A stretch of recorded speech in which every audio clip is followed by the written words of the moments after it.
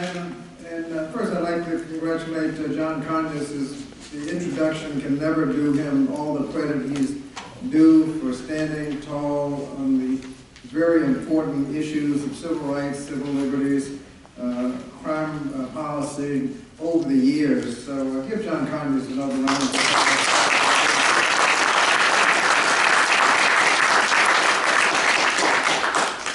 Thank you for your leadership, and Neil, thank you for all that you do. We had a conversation about a year or two ago, and they came in the office and said they're going to be bringing these briefs, and I said welcome, because it's something that's badly needed. I've been working on prevention issues for a long time. One of your panelists, Bobby Vassar, was in state government at the time, where we established a council on prevention. Where we had all the agencies that had anything to do with children messing up: education, health, mental health, foster care, all the agencies coming together to see what can be done cooperatively to solve problems. Traditionally, you have your little silo and you solve your problems. Like education can solve a problem with an unruly child, kick them out, and next thing you know, they've solved their problem. But criminal justice says, wait a minute, you just caused the problem for me. Get them all in the same room, and you can have an intelligent policy.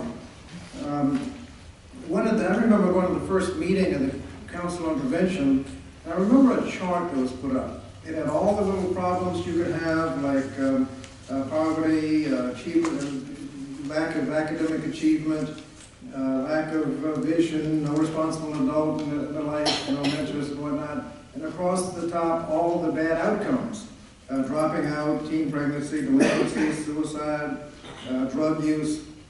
And every problem, the root causes of every problem were the same.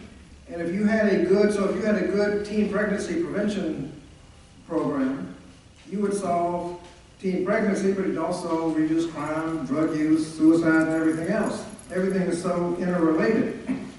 And so we look at crime policy, but it's all sloganeering. Good vote-getting sound bites, the way to get elected. You find that these things have no relationship with anything that you know works.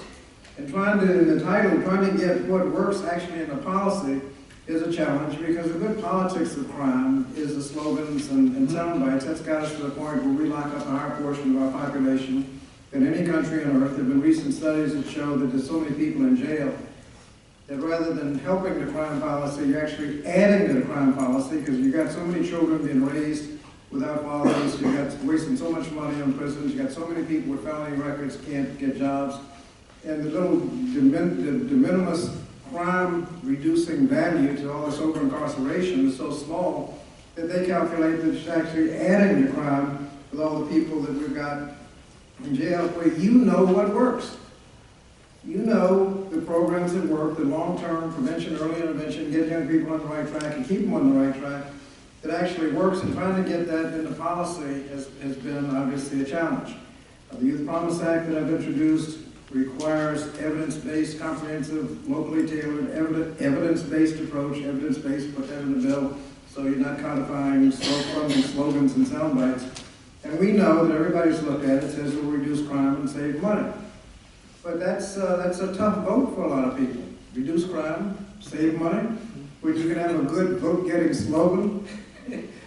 We have a choice in crime policy, and that's why we have so much respect for the fact that you're here, helping bring us good information.